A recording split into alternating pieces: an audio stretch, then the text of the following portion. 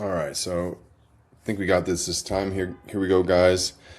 Welcome, Bryan with the Wellness Network, and I'm going to go through some of what I feel are not only intuitive, some shifts that are going to be happening, but also based upon research. Actually, this is a deep dive done essentially by AI, and I'm also going to be introducing you guys to one of my favorite tools. All right, it's called Notebook LM. All right, if you guys have not used that, I'm going to show you some of the stuff you can do with it today. All right, so without further ado, the 2026 Wellness Convergence. Okay, so let's check this out, guys. All right, so basically what we're looking at here is a synthesis of modern trends that kind of maybe have hit a stalemate or a plateau, and we'll talk about why. But where those can remain relevant, whether it's relating to tech or just wellness shifts that we've seen, and then also kind of connecting to the earth, the ground. So we have this sense of the golden sky and the red earth converging, okay, kind of a different variety or varietal of the yin and the yang. All right, so okay, let's look at this here. Okay, next we're going to talk about the modern well-being paradox. Okay, so in many ways the yang of modern health, right, that's a drive to optimize. It's that real output, working out, data focused side. Okay, but what we're seeing is we're starting to integrate just naturally the yin of human nature, which again, that we could look at that as the somatic and grounded need, this red earth. We're talking about emotional coherence, psychological safety. And again, there's correlations in many ways here, but we're going to kind of keep it simple, okay?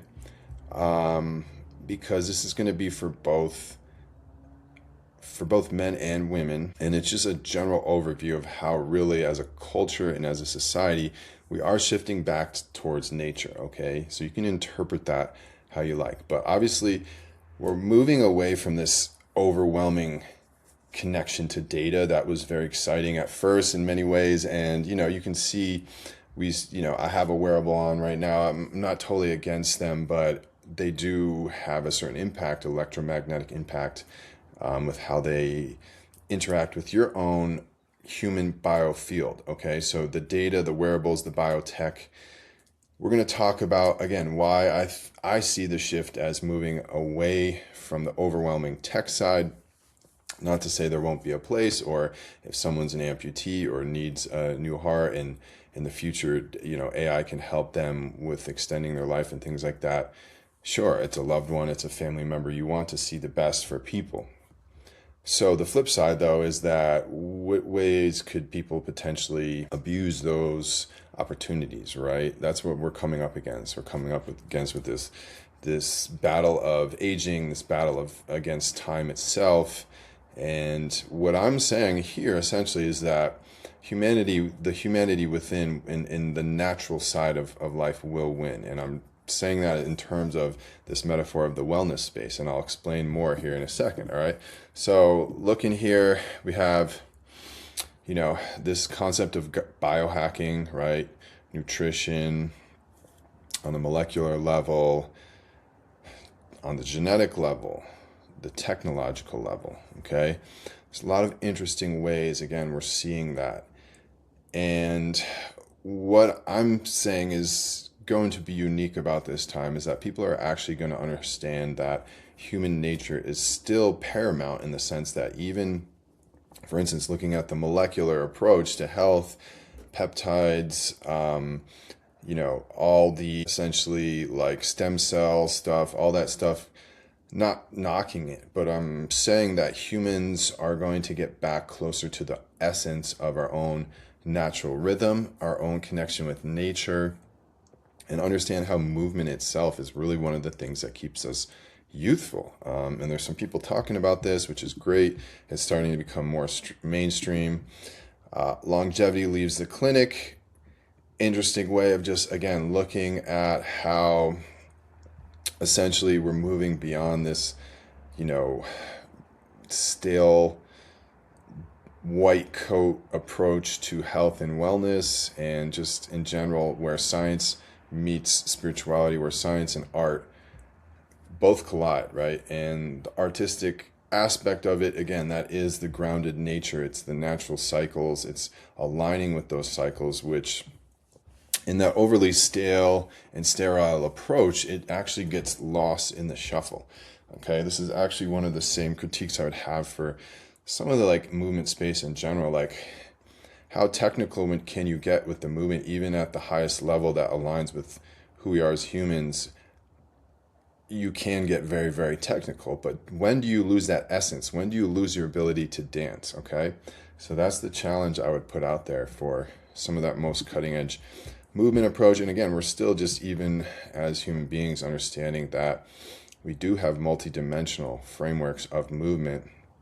There are times when, for instance, lifting something heavy, just straight up deadlift style approach, can be very, very helpful. And then there's times, for instance, when it's being able to swing, throw a punch, run, defend oneself, swing a baseball bat, tennis, right? If you're an athlete. And, so I want to help develop that narrative as well.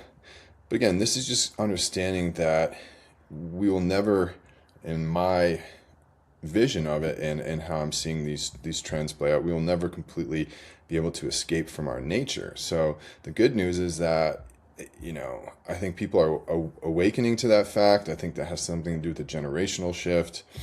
But, the 2026 shift for sure, from measuring to meaning, I love that. Clinical data to collective catharsis, from relentless performance to emotional repair and body repair. So it's bringing that yin and that yang together. Very, very important here, guys, as far as understanding how the nervous system really works. And I always get back to the simplicity of a child going from learning to, crawl essentially, to stand up, start to walk, to actually be able to walk and run, and eventually grow to become like a high-level athlete, if that's something that they chose to do. Now, the amount of progression over that series of time is pretty staggering. But again, the human nervous system does it naturally through these series of trials and errors, and slowly starting to feel the next level of what it could potentially be capable of, okay? So that comes back to this sense of meaning. What really drives people, it's not about just measuring metrics. It's about, what do those metrics mean to us? How do they help us establish a better way of life and a better connection to the source of life itself? That's our purpose. And at least on a general level, right, is to stay connected. You could say, because that's life itself. To disconnect, to become separate, is in essence death, because that is what creates that separation. So again, guys, Notebook LM is an incredible tool. You can see I have it linked right here. This is created for you by myself, the Wellness Network. Just to explore that on your own. I'm going to be talking more about how you can actually utilize AI tools, not get lost in the sauce, not let AI start to, reprogram your brain so that you can't think. But if you are not conscious of what's happening, of the shift that's happening, then you will, instead of utilizing tools, you'll start drifting along with the change and the shift that's taking place. So I want you guys to think of this as also a way of just activating oneself, And again, that comes back to what we're just talking about here. Grounding the over-optimized mind is that red earth. Okay. So interesting things to look at is just finding this balance, right? Getting back to nature, an intentional cultivation of being rather than doing. I am is not just a state of doing, but it's also a state of being. So we're going to learn the both sides of that, okay? I am successful, but I am also peaceful. I am at peace. I am one, but I am also existing and performing in my day-to-day life through separate tasks, through interactions with other people that in that experience feel separate, feel disconnected from me, until I can reconnect to that part of them within myself, that common human experience that we all go through. And that's the greatest way to develop empathy, to connect, to build your business, to build your life, is to just better understand who we are, what we are here to do, and why we're doing it. We're human beings. We're all in that same common experience. And again, it's throwing some just interesting studies and other things in here for you guys to check out. Feel free to look deeper on your own, share comments in the comments below. Again, take a moment to subscribe, guys. Every subscription right now helps. We're getting more and more of this information out there. It is definitely pushing the cutting edge in many ways. Something I have, felt aligned with for a long time is helping to, in many ways, also be a bridge, right? I want to bridge the gap, because that's what we're doing. Actually, you can see right here, the left brain, right brain. That's the experience I'm describing. It's also that golden sky, red earth. It's also that esoteric and that grounded element. It's that inner wisdom.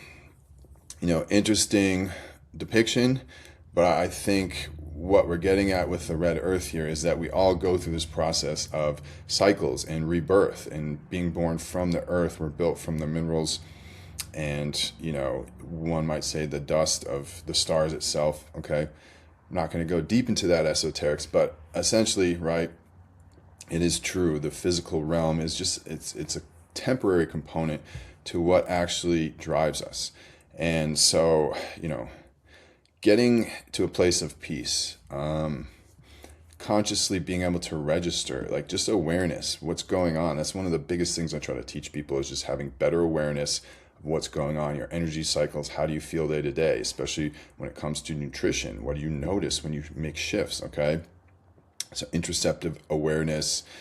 Again, essentially, I've always said, that I like nutrition better than diet. And there's nothing wrong with going on a diet, but, I've always said mainly that word, but, there's a lot of people I respect, and it's just a way of describing, essentially focusing more on nutrition, cutting out the things that you don't want. So you can think of it like that.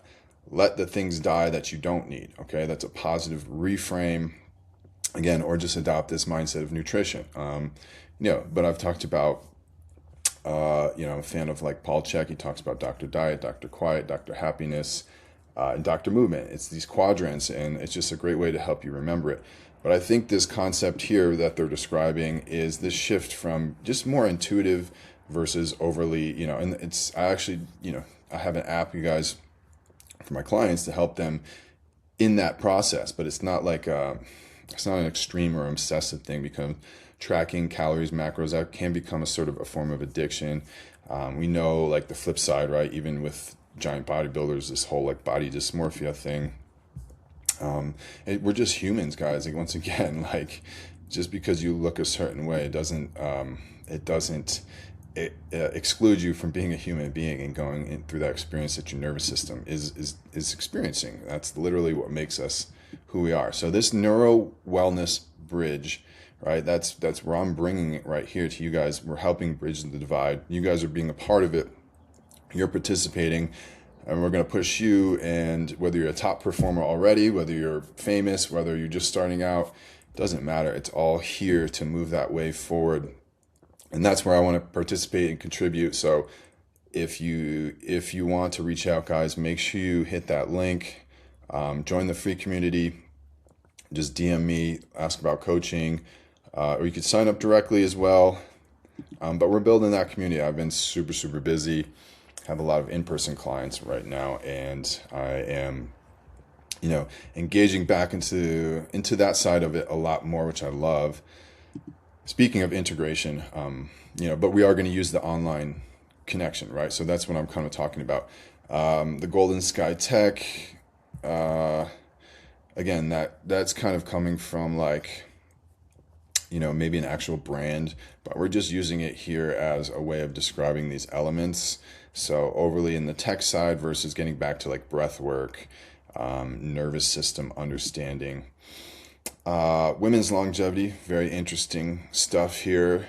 So, I think, right, women are starting to think about that concept as well, where maybe traditionally, health is interesting, right? Because it is driven by certain biological factors. So anyway, the important thing to understand is that, everyone's getting on board this understanding, and we are starting to look at like, okay, well, men, what are some of their specific challenges, women as well, as you get older? What are some of your specific challenges that you will see, right? Okay, we can't categorize commonalities amongst us all as humans, but we do have to respect the differences, and those differences expand into multi dimensions, but the commonalities will always connect us, guys. Like, I don't care what anybody says. The reality is this common experience of consciousness, being in this body that you were born into, you couldn't choose, and you're here now. That's what connects people. It doesn't matter what differences they want to assume. The important part is that we can still recognize those differences. We can still even utilize and maximize those differences in a beneficial way. But it's just this mindset shift. That's all it takes. And I talk about the coming of age. It's like, where people grow into adults, but not everybody matures, and human consciousness is collectively going through a maturation of what consciousness is, what could be even possible, opening up the imagination to new things, right? So preparedness, I've talked about also for many years, but that's becoming more important. That's sort of like reversing, the kind of official approach of medicine for many years, especially in the medical industrial complex, where they want to keep you coming back like a customer. Well, we want to make sure people have the tools to never have to be that customer, except when, maybe it comes down to emergency situations. Absolutely. You break your arm, you get into an accident, fine men and women of those institutions are going to help you, and you should be grateful for that. So the flip side, though, is that we don't fix everything with a pill. We actually try to be preventative. We try to educate about wellness and nutrition and all these things. But it is at this high level of anxiety, environmental, friction that we're now dealing with. So it's like we don't even have a choice. So interesting way of approaching this. Gyms doubling as emergency shelters. I mean, in many ways, guys, fitness, I've said this for a long time, health is new wealth. Fitness is so crucial, because the material world it's going to kind of like start to like seep into the background, and the thing that will replace it is this like connection to ourselves, to movement, to nature, to one another. We'll talk here about like actually festivals becoming important, right? That's a big thing. The festivalization of wellness, I think is huge here. Okay. So, understanding healing is returning to the community, movement, collective movement. They're talking about dance. All right, I talked about dance. That's kind of like, in many ways, whether you're doing the like headphone somatic experience, or you're just at a live festival, live music. I love music. I'm a musician. I've always said dance, music, and just the original forms of movement, whether that was working in the field, hunting for your food, foraging, right? There's many approaches, and there are many different aspects of ancient culture in that way. So we have to kind of be open-minded, respect the different like avenues and lines that humanity may have come from and intersected in different ways, right? In order to get the complete picture is what I'm getting at. But the nice thing here is just understanding, like I said, like you could be the best technical mover in the world, and you could control every little aspect, but like, can you just dance? Can you just let yourself be? And that's the thing that, and I saw something that sparked me thinking about this very recently in the fitness world. So you guys, a lot of you could probably understand exactly what I'm saying, okay? But it was something that it just was apparent to me from a long time ago, because I've been following the progression of the fitness world, and I've noticed that in the same way we're becoming multidimensional in life as we know it, in terms of consciousness, we're also becoming multidimensional in how we approach our 3D human existence and experience.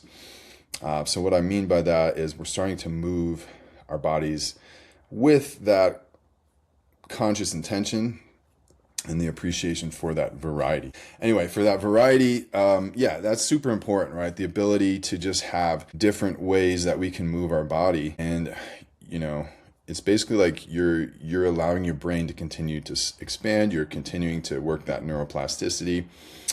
Interesting fragrance, very powerful, interesting connection to, again, getting back to the ancient world, right? How much did they use scents and fragrance in the Bible? Very important if you understand like how our olfactory connection to experience. It's similar like if you hear a certain song and it brings you back to a moment in time, you can smell a certain smell and it can stimulate so much. So again, we're just coming into our real life embodiment of the I am, of the human being, of the essence of who we are. And I think it's a great thing. So here's your integration matrix, right? Giving, some of that connection back to, some of those things we've developed on the technical side, but also understanding how the festivalization, mass fitness, I've always said music and fitness is going to connect in a big way here. And then some of those other interesting, more intuitive, more nature-based, talking about fragrance.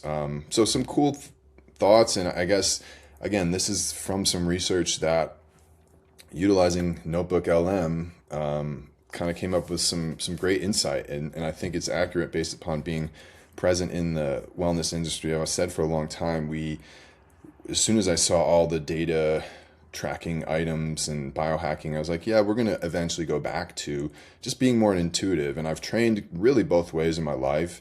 In many ways, gotten amazing results, but I was also younger with just be very intuitive, whether it was nutrition, whether it was my workouts, and not necessarily tracking or, but I also, even when I was 14, when I first was with the trainer, when I first basically destroyed my back doing extreme heavy squats, not to knock, again, anything really particularly right now. We're going to get into the benefits, but also like the dangers of like, mainly if I had just understood the muscle imbalances of being a highly rotational based athlete, whether it was hockey, baseball, I did both, multi-sports, playing other sports as well in my free time.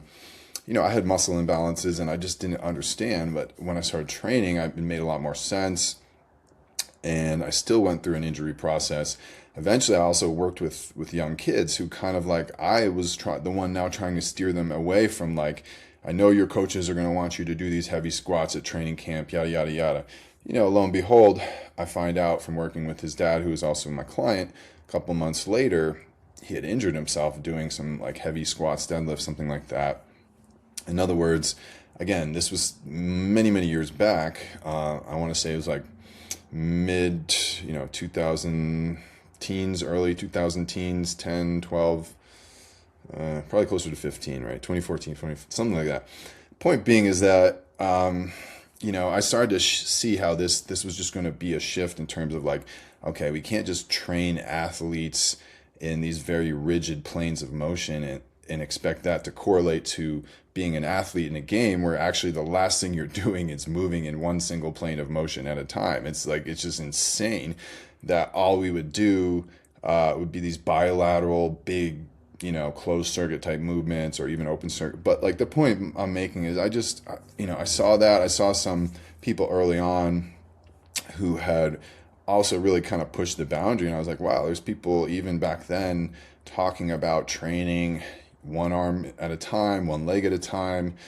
And then it started to become more popular. And now it's just becoming precedent. It's just becoming like people can't ignore it. When you go and run around, and I was a hockey player, you're constantly reaching on one side, getting long here, shifting your balance from leg to leg. I'm like, this is nothing like just sitting here, except if like, yeah, when I became a mover or if I was, in a battlefield, I had to literally pick somebody up. That's where the deadlift comes from and drag that heavy weight. But ironically, like same thing when I became a mover, I'm like, wow, like I'm doing a lot of these like deadlift and squat, but I'm doing them in like different ranges of motion than I would in the gym, but I'm actually feeling better and my body feels better, right? So we're going to get deeper into this, guys, but the key is movement is life, okay? We cannot escape this. We are dancers by nature. So stop playing small, as they say, and start, dancing with life. Start activating yourself. The future of wellness is whole, okay? We can just honor that. We can just connect to it. We can say, okay, there's two sides now. We don't have to try to fight for which side. And that will ripple back into the world in multiple ways. So, and that's what we need right now, okay? We know this left-right paradigm, but I'd say one of the other bigger realizations in terms of, geopolitics and global economic awareness and consciousness evolving is people are like, oh, okay, with left and right, it's like both of them in some sense, they want to keep the money for themselves. They want to monopolize the infrastructure. They want to monopolize the control, and in many ways, they just have one single monetary system, and like they're not letting people use their imagination of other ways they could transact, other ways they could exchange value. Well, wait a second. Now we have this whole new form of digitalization, tokenization, exchange that's becoming possible. The shift is taking place, but the control structure is trying to move onto that grid. People just need to wake up. People need to start understanding what, again, this red earth, this connection to ourselves, our humanity really means. And our ability to just exchange value on a real basic level as humans is not defined or determined by anyone. And if you really understand the law, that's actually the highest law, is that to try to, turn human beings into commodities against their will without them understanding, just on the basis of, their ignorance of uninformed consent by lack of, any self-awareness otherwise to be able to speak up against this. In other words, humans are born, they don't question the system. They're told that this is the system. But the point of the system is then to commodify the human, take the humanity away, extract that humanity, and just give them everything else to keep them constantly distracted from it. So the shift is happening, guys. Humans are waking up. Okay, this is the call. So if you have been like on the fence, now this is the push to the other side. It's not about like what everyone else is doing or what has been done. It's about we're in this time of exponential change, and the biggest change is a full circle connection to who we are. That's what this wholeness is. And when we talk about wholeness, we have to get back to nature. That's just the simplest way to look at it. So, that doesn't mean you have to be extreme. It doesn't mean you have to just run out and hug a tree. But chances are you probably would feel better, if you actually notice how the energy of nature interacts with your energy. Well, it's a synergistic relationship where it's meant to help clear your energy, clean your energy fields. So the tree will take on all that negative, toxic shit that is in your mind, all those thoughts that you are getting stuck on, and vice versa. You can take on some of that grounded, rooted presence. But again, that's not the point. The point is just how can we make that shift in everyday life to a point where what I see in the future is that we will just be integrated into nature. Technology will still be there, but nature will be like the foundation. I mean, what could be cooler than that? Imagine architecture, imagine worlds designed with nature in mind. I mean, come on, guys, it's infinite. The palette for possibility, the palette for innovation, even economic growth is infinite. So why don't they want to? Well, they just know that it's a heck of a mix-up. It's a heck of a changeover. A lot of times, old industries get disrupted. People lose a lot of money. Well, it's just like being innovative, right? It's just the same way right now we're seeing that generation doesn't want to kind of like shift or give anything into the next because, they're holding all this power. They have this way of that they've been for so long at the top, and it's like they're just afraid. They're just afraid that they could live their life, even with all that money and wealth and influence, more organically, more connected to the source of nature of life itself, right? That is the deception, okay? So people that are, on the other side, all on the dark side, so to speak, right? Because you really need an integration of both. You have to be able to understand that side of yourself. But the people that have fallen to that side, it's just they literally just can't imagine that they could live their life any other way, that they could just, and some of them go way too far. That's what we're dealing with is, okay, well, how do we address that? First, we have to just be aware, and we have to allow that awareness to simmer for collectively the consciousness as a culture to establish like, okay, no, we do have collective international morality. We know that there's certain things collectively that are moral as a human code of being. That's simple, guys. But above and beyond that, we can all still allow that freedom. There still can be some liberalism in the world. That's, the liberty to try and to create new things, right? We still need some of that. But when we also think with this mind of conserving, of being grounded, of being connected to the earth, of what's already there, of what, traditions, of what classical, additions and impact, these traditions or these ways of life have, and the importance of letting them being carried, letting that get carried forth, well, that has an importance too. And it's just understanding the dance of both. Okay, so I'm going to leave you guys with that today. Start to think bigger. Start to think holistic.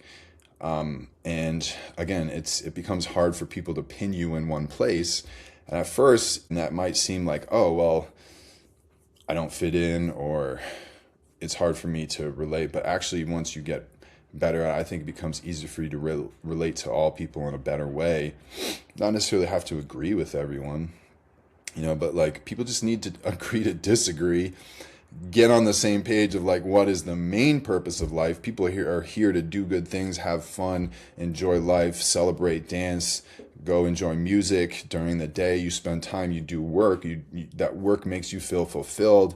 That work gets your body moving. That work gets that circulation, bringing oxygen to your body. It's just like this magic formula that we've created to just sit and do nothing.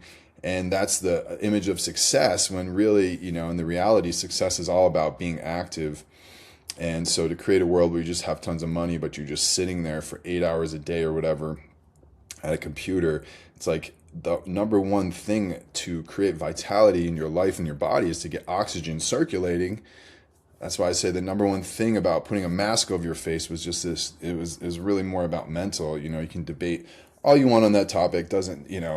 Point being is, look how much people just forget about just a few years back, or just a few moments on the timeline back that we're still catching up to, because we're human, guys. So it takes people stepping forward. It takes people pushing that narrative. It takes the ability to find courage even in yourself, to be a part of that, to speak out, to actually create the shift, all right? Because again, everything in the world happens in a delay. It's just like you go work your body and you see the effects in the next 4, 5, 6 days to week from when you actually went to that workout, went and hit those, hypertrophic movements to build the muscle bigger here, or stretches to help integrate, your strength and your mobility. It takes time for the nervous system to learn, to get better, just like that child learning to walk. All right. So take that with you today. This is the yin and yang, the wholeness that is the future. It's here, guys. It's a bumpy ride, but I know, especially if you're watching this, especially if you made it this far, that this is a powerful, impactful moment, and you're also likely to be a part of it, okay? So stay tuned. Make sure you subscribe if you haven't hit that button already, guys. See you on the other side. Join the free community. Ask about one-on-one coaching as well. We're going to just be getting it leveled up higher and higher. And again, take advantage of some of these tools, okay? We're going to be talking about AI because it's a big thing. We're going to look at all sides, look at the data side, look at the energy consumption side, but also like the positive sides, right? What can it actually add? And again, how can we use these tools to essentially build a better world that's more connected to nature, rather than trying to take us like the Tower of Babel further and further and further until we just can't sustain that anymore, away from nature. And not to say, again, the world won't likely be some combination of all of the above, because usually that's what happens. There's never one exact way that the world plays out. And I can imagine we're already seeing that sort of divergence. We're seeing people who have almost grown more unconscious. And then those of us who have always just been sitting there like waiting or wondering when other people would wake up, or this critical mass would potentially be reached. Just like, okay, let's go, let's do it. Let's make that shift. Let's take these steps. But again, that power shift, that dynamic, there's a battle right now, right? There is literally a war on all levels, including the spiritual one. So hopefully you guys enjoyed this. Once again, if you made it this far, hit that subscribe, hit the like button, make sure to share, drop a comment, tell me what you liked, or even what you didn't like. See you next time. Remember, the future of wellness is whole. This is the Wellness Network. Bryan, over and out. See you guys next time.